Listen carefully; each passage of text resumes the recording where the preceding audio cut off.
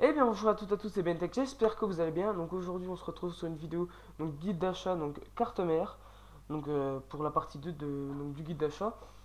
Donc cette vidéo sera en deux parties, donc je vais faire une vidéo là tout de suite, donc la vidéo donc, pour bien choisir la carte mère, et puis je vais faire une vidéo spéciale donc pour parler des chipsets et des sockets donc pour le processeur, parce qu'après sinon ça va faire une vidéo de 30 minutes. Puis, et puis je vous conseillerais de vous abonner parce que pourquoi parce que je compte continuer cette série donc pour faire tous les composants d'un PC et puis pour aussi continuer cette série et puis ça me motive pour voir qu'il y a des gens qui sont passionnés par le hardware et puis que ça me bien donc moi ça me motive tout simplement donc n'hésitez pas à vous abonner moi c'est une façon pour vous de me remercier donc franchement, vous n'avez pas besoin de faire des dons, machin. Il y en a qui ont mis l'option don, mais ça sert à rien du tout.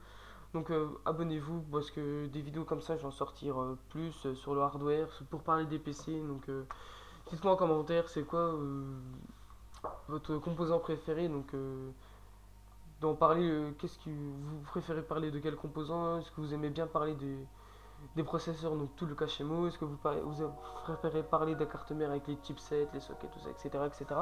Dites-le moi en commentaire et puis abonnez-vous, voilà. Donc, ça fait beaucoup de fois que je le répète, mais franchement, ça me ferait plaisir donc, que vous abonniez parce que ça montre que vous aimez le hardware.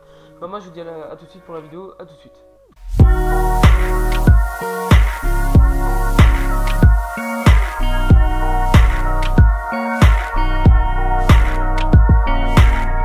Donc, nous nous retrouvons pour la vidéo, donc comment bien choisir sa carte mère.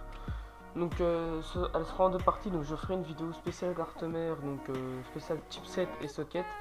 Parce que là après sinon ça va être une vidéo de 30 minutes et puis j'ai pas le temps. Donc du coup c'est pour ça. Donc là on va partir essentiellement donc ce que vous avez pour besoin pour choisir votre carte mère. Donc après ça sera adapté à votre processeur bien sûr, donc avec le socket.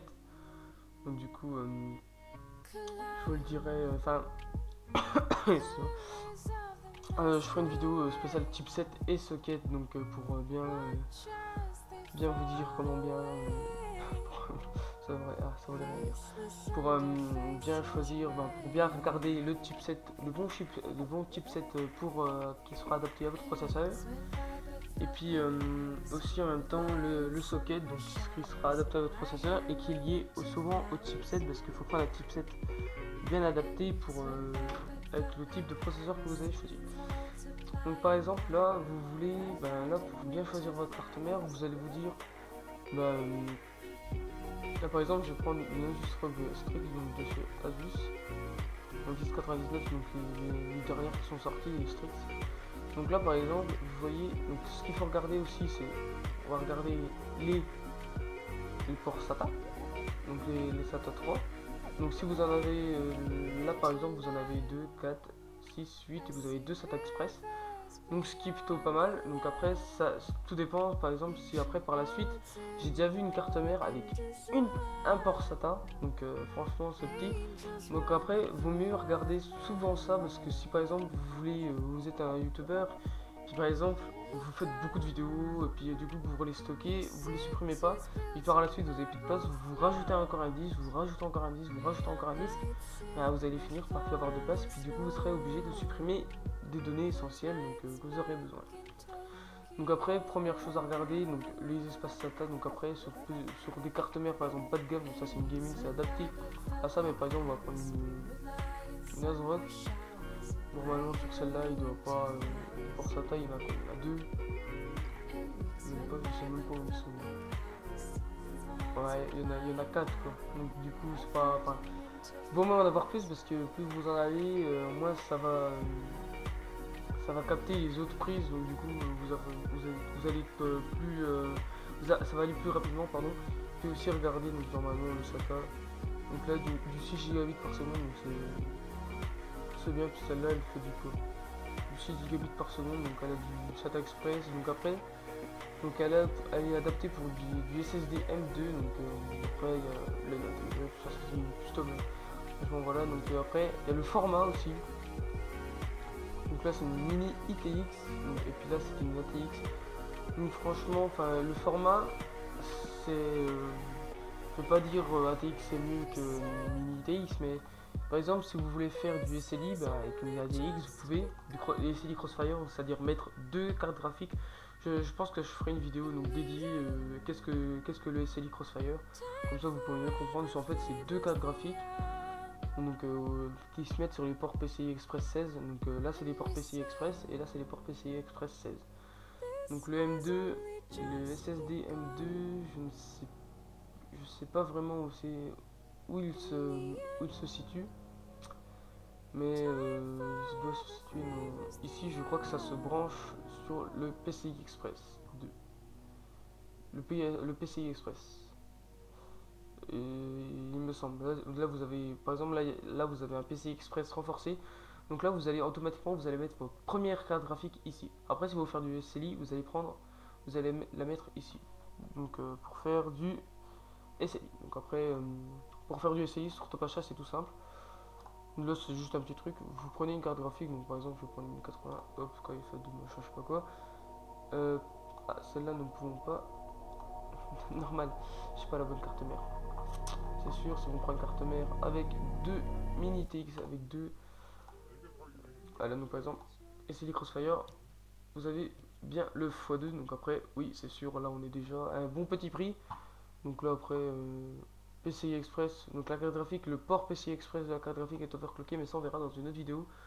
Donc là voilà, donc en fait vous en mettez deux, puis après ici par exemple c'est ici, vous allez avoir une carte SLI. Donc c'est tout petit, en fait ça permet de rejoindre deux cartes graphiques. Donc voilà, c'est plutôt pratique. Donc là, comparé à celle-là, donc franchement il y a celle-là qui domine. Puis aussi regarder les ports à l'arrière.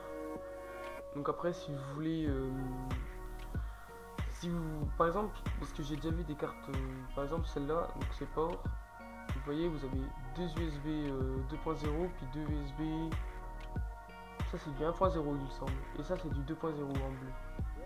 Voilà, donc après voilà, c'est pas, vous n'avez pas beaucoup de choses sur celle-là de carte graphique, de carte mère par exemple. Par contre sur celle-là, sur celle-ci, vous avez 2, 4, 6, 8 et puis un 3.0 et puis vous avez un USB-C, un USB type C. Donc c'est le nouveau USB donc, qui se branche dans n'importe quel sens. Donc là vous en avez 8, vous en avez déjà beaucoup plus. Après vous avez tout ce qui est les ports son, et après là vous avez quasiment les mêmes. Et après par exemple si vous avez, là par exemple il n'y a pas de port vidéo, donc c'est à dire que vous êtes obligé de mettre une carte graphique parce que le chipset, il n'y a pas de chipset vidéo. Par exemple celle-là si vous mettez par exemple, ça c'est pas fait pour des gaming, sauf vous avez qu'une prise pour mettre PCI Express 16, donc pour mettre une carte graphique. Donc du coup vous avez le chipset, et c'est un chipset graphique, donc en fait du coup vous pouvez brancher directement votre écran en VGA, mais en HDMI je ne suis pas sûr. Si il y a une sortie HDMI, mais bon après voilà. Donc du coup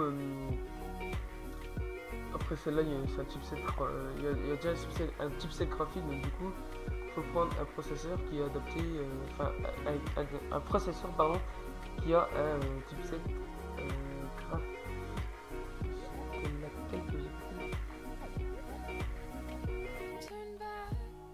Celle-là, donc par exemple vous prenez, après ça c'est un processeur AMD hein. Donc là ouais voilà quoi, c'est un 4 cœurs, ouais, 2 caches de MO, donc franchement ça c'est rien du tout. Puis c'est une Radeon R3 donc en plus graphique. Donc voilà, aussi à regarder donc